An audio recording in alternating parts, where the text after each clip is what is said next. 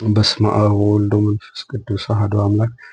መስከረም 30 በዚች ቀን የእስክንድርያ ሊቀ ጳጳሳት በሆነ በከበረና በተመሰገነ በአባ አትናቴዎስ ላይ ክብር ይግባውና ጌታችን ኢየሱስ ክርስቶስ ላደረገው ተአምር መታሰቢያ ሆነ። ይህም ሁለተኛው ቆስጠንጢኖስ ወደ ረከሰች የአርዮስ ሃይማኖት በገባ ጊዜ የእስክንድርያውን ሊቀ ጳጳሳት አባ አትናቴዎስን አሳዶ ከሃዲውን ጊዮርጊስን በእስክንድርያ መንበር ላይ ሾመው። የአርዮስንም ሃይማኖት እንዲያጠናክር የረከሰ የአርዮስን ሃይማኖት የማይቀበሉትን ግን ሁሉንም ይገድላቸው ዘንድ አዘዘው። ብዙዎች ፈረሰኞች ጦረኞችን ለእርሱ ሰጥቶታልና። ስለዚህም ከእስክንድርያ ሰዎች ቁጥር የሌላቸውን ብዙዎች ምዕመናንን ገደላቸው።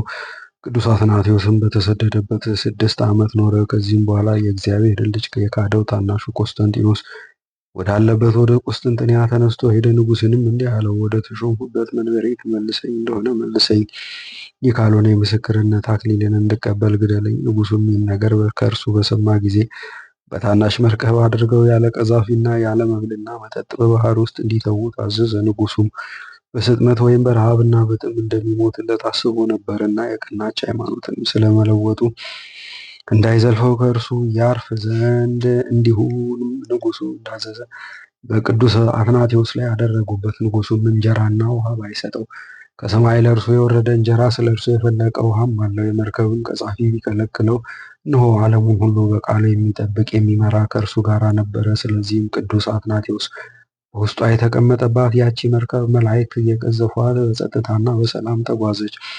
በሦስተኛውም ቀን ከእስክንድርያ ወደብ ደረሰ። የምዕመናን ወገኖችም ደግ ጠባቂያቸው እንደደረሰ በሰሙ ጊዜ እጅግ ደስ አላቸው። መብራቶችንም በመያዝ በምስጋና እየዘመሩ ሊቀበሉት ወጡ። እግዚአብሔርን እያመሰገኑ ወደ ቤተ ክርስቲያን አስገቡት። ከሃዲው ጊዮርጊስም ከወገኖቹ ጋር ወጥቶ ሄደ። በዚያችም ቀን ቅዱስ አትናቴዎስ ለእግዚአብሔር ታላቅ በዓልን አከበረ። የእስክንድርያም ሰዎች እስከ ዛሬ ድረስ ያከብሯታል። በዚህ ታላቅ ክብር የመረጣቸውን ላከበራቸው ለእግዚአብሔር ምስጋና ይሁን። የቅዱስ አትናቴዎስም በረከቱ ከኛ ጋር ትኑር ለዘላለሙ አሜን። በዚችም ቀን የአርማንያ ሊቀ ጳጳሳት ጎርጎርዮስ መታሰቢያ ሆነ። በረከቱም ከኛ ጋር ትኑር ለዘላለሙ አሜን።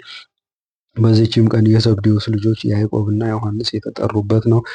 የአባቡላ፣ የማሪው፣ የብጥሩስ፣ የሰማዕቱም የአስታሬስ መታሰቢያቸው ነው። በረከታቸውም ከኛ ጋር ትኑር ለዘላለሙ አሜን። በዚችም ቀን ቅዱስ አባ ሳሉሲ አረፈ። ይህም ቅዱስ መስተጋድል ሲሆን ራሱን እንደ እብድ ያደረገ፣ እርሱም በስውር ይጸልያል ይጾማልም፣ በሰው ፊት ግን ምንም አይጸልይም አይጾምም። በየጠዋቱ ሁሉ የሚመገበውን የሳር ፍሬ አድርጎ በሰው ፊት ያላምጣል። በምሽት ጊዜ ግን ከወንድሞች መነኮሳት ጋር ምንም አይቀምስም። አበምኔቱም አባ ይስሐቅና መነኮሳቱም ሁሉ ከስራው የተነሳ ያደንቃሉ። ይህንም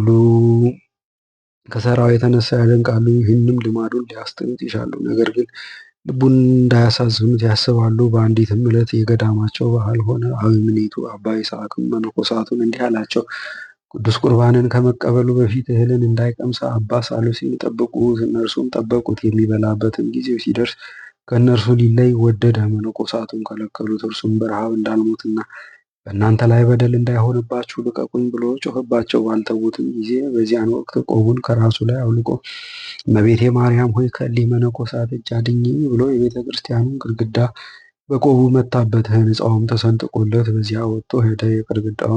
የግድግዳውም ግንብ ተመልሶ እንደ ቀድሞ ሆነ። የተሰበሰቡትም ይህን ድንቅ ተአምር ባዩ ጊዜ 300 ጊዜ ኪርያላይሶን እያሉ ጮኹ። በዚያንም ጊዜ ያቺን ቆብ ወድቃ አገኟት። በታላቅም ክብር በቤተ ክርስቲያን ውስጥ አኖራት። ድውያንንም በመፈወስ ከእርሷ ብዙ ተአምራት ተደረገ። ሊቀ ጳጳሳቱም በሰማ ጊዜ ከእርሷ ሊባረክ ወዶ ያቺን ቆብ ሊወስዳት ፈለገ። በየጊዜውም ሲወስዳት ወደ ቦታዋ ወደዚያ ገዳም ትመለሳለች። እንዲሁም 3 ጊዜ ሆነ። ከዚህም በኋላ መውሰዱን ተወ። ከብዙ ወራትም በኋላ እንደ ዛሬው ሁሉ በዚች ቀን አባ ሳሉሲ በዚሁ ገዳም ባረፈበት ቦታ ተገልጾ ተገኘ። በክብርም ገንዘው ቀበሩት። ለእግዚአብሔር ምስጋና ይሁን። እኛንም በሁሉ ቅዱሳን፣ በጻድቃን፣ በሰማዕታት፣ በከበሩ ደጋጎች መላእክትን ልመና ይማረን። በነቢያትና በሐዋርያትም ይልቁንም አምላክን በወለደች በድንጋሌ ሥጋ በድንጋሌ ነፍስ በጸናች በክብርት እመቤታችን ማርያም አማላጅነት ይማረን። በረከቷም ከኛ ጋር አይኑር። የሁሉ ቅዱሳንም በረከት በርዕሰ ሊቃነ ጳጳሳት አባ ማትያስ ላይ በሁላችንም የክርስቲያን ወገኖች ላይ ይኑሩ ለዘላለሙ አሜን። በመስከረም ወር የሚነበብ ንባብ ተፈጸመ። ስብሐት ለአብ ወወልድ ወመንፈስ ቅዱስ። ለዓለሙ ለዓለም ዓለም አሚን።